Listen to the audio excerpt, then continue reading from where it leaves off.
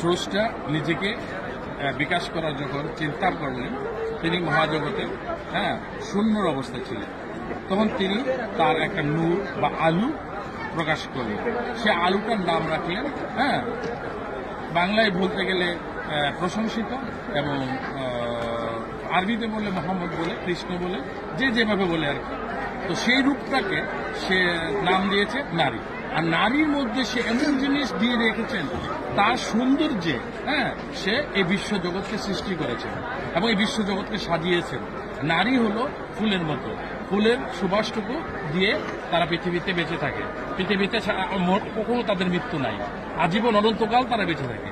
তো স্রষ্টারও কোনো মৃত্যু নাই, তার সৃষ্টিরও কোনো মৃত্যু নাই। যেমন দেহ, মাটি, পানি, বাতাস, আগুন, 4টা জিনিস দিয়ে তৈরি করা হয়েছে। বিজ্ঞান গবেষণা করতে পারে, গবেষণা করুক, সমস্যা নাই। কিন্তু এই 4টা পদার্থের সাথে মিশে যায়। কখনো এক স্রষ্টা তার সৃষ্টির অপচয় রাখে না। কিন্তু আসল যে আত্মার কোনো মৃত্যু বা ধ্বংস নাই, সেটা স্রষ্টার সাথে মিশে যায়। তোমার সাথে আমার ভিতরে যে বসে আছে সেটা নূর, একটা আলো, একটা জ্ঞান। এই জ্ঞান দ্বারাই তিনি বিশ্বজগৎকে পরিচালনা করতেছেন। আর এটাই আমাদের আলোটা সমাজে প্রকাশিত করতে হবে, যে নারীকে ভালোবাসতে হবে, নারীকে মূল্যায়ন দিতে হবে, তাদেরকে উঠে আসতে হবে। তাদের ভিতরকে যে রোশনি, যে গোপন জিনিস আল্লাহ দিয়ে রেখেছেন, স্রষ্টা দিয়ে রেখেছেন, আমি বাংলা ভাষায় কথা বলি, স্রষ্টা দিয়ে রেখেছেন।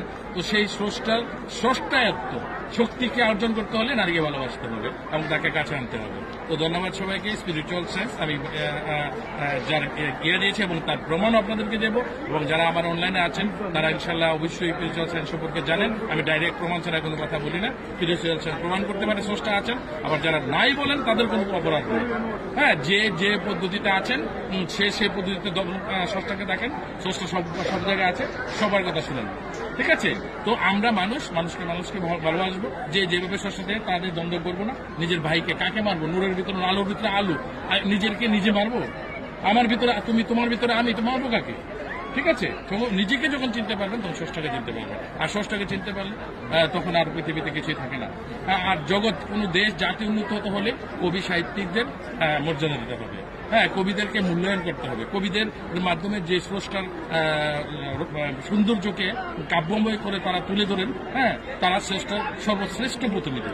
যদিও আরবি ভাষায় বলতে গেলে সেটাকে অন্য হিসেবে বলা হয় বার্তাবাহক বা কি বলে অবতারক বলেন, কিন্তু আসলে সত্যিকার অর্থে তারা স্রষ্টার সর্বশ্রেষ্ঠ প্রতিনিধি। তারাই পৃথিবীকে পর্যায়ক্রমে যুগের পরিবর্তন ঘটান তাদের লেখনের মাধ্যমে। স্রষ্টা সেই সৃষ্টির থেকে যে কলম ধরেছেন, সেই কলম এখন চলছে, অনন্তকাল সেই কলম চলতেই থাকবে। সুতরাং আমরা নিজেকে চিনবো, স্রষ্টাকে চিনবো, মানুষকে ভালোবাসবো। ধন্যবাদ সবাইকে। চমৎকার, ভালো লাগছে? হ্যাঁ ভালো লাগবে না কেন? ভালো লাগছে তো অবশ্যই।